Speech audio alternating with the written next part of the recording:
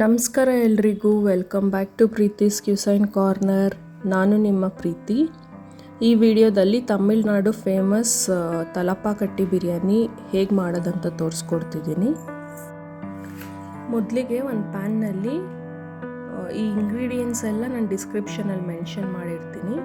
ಅದನ್ನೆಲ್ಲ ತೊಗೊಂಡು dry roast ಮಾಡ್ಕೊಳ್ಬೇಕು. ಮಾಡ್ಕೊಂಡ್ಬಿಟ್ಟು ಇದನ್ನ ಹಾಗೆ ಡ್ರೈ ಪೌಡರ್ ಕೂಡ ಮಾಡ್ಕೊಬೋದು, ನೀರು ಹಾಕಿ ಕೂಡ ರುಬ್ಕೋಬೋದು. ಈಗ ಕುಕ್ಕರ್ಗೆ ಎಣ್ಣೆ ಹಾಕ್ಬಿಟ್ಟು ಅದು ಕಾದ ನಂತರ ಚೆನ್ನಾಗಿ 2 ಸಲ ತೊಳೆದಿಟ್ಕೊಂಡಿರೋ ಮಟನ್ನ ಅದಕ್ಕೆ ಹಾಕಿ ಚೆನ್ನಾಗಿ ಮಿಕ್ಸ್ ಮಾಡಬೇಕು. ಈಗ ಉಪ್ಪು ಹಾಕ್ಬಿಟ್ಟು ಆಮೇಲೆ ಅರಿಶಿನ ಪುಡಿ ಹಾಕಿ ರುಬ್ಬಿಟ್ಕೊಂಡಿರೋ ಸ್ಪೈಸಸ್ದು ಪೌಡರ್ ಹಾಕ್ಬಿಟ್ಟು ಇದನ್ನ ಚೆನ್ನಾಗಿ ಮಿಕ್ಸ್ ಮಾಡಿಕೊಡ್ಬೇಕು. ಒಂದು ಅರ್ಧ ಲೋಟದಷ್ಟು ನೀರು ಹಾಕ್ಬಿಟ್ಟು ಮುಚ್ಚಳ ಮುಚ್ಚಿ 4ರಿಂದ 5 ವಿಸಿಲ್ವರೆಗೂ ಬೇಯಿಸ್ಕೋಬೇಕು. ಈಗ ಒಂದು ಮಿಕ್ಸಿ ಜಾರ್ಗೆ ಬೆಳ್ಳುಳ್ಳಿ, ಶುಂಠಿ, ಈರುಳ್ಳಿ ಹಾಗೂ ಟೊಮೆಟೊ ಹಾಕ್ಕೊಂಡು ಇದನ್ನ ರುಬ್ಕೋಬೇಕು. ಒಂದು ಪಾತ್ರೆಗೆ ತುಪ್ಪ,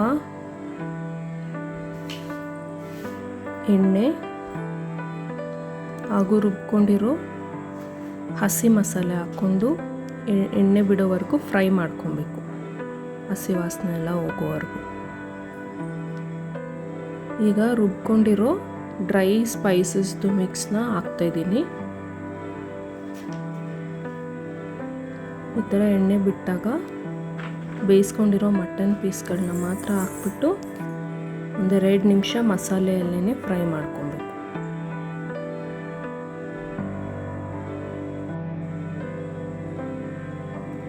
ಮಸಾಲೆ ಎಲ್ಲ ಮಟನ್ಗೆ ಚೆನ್ನಾಗಿ ಕೋಟ್ ಆಗೋ ಥರ ಮಿಕ್ಸ್ ಮಾಡಬೇಕು. ಈಗ ಮೊಸರು ಹಾಕಬೇಕು.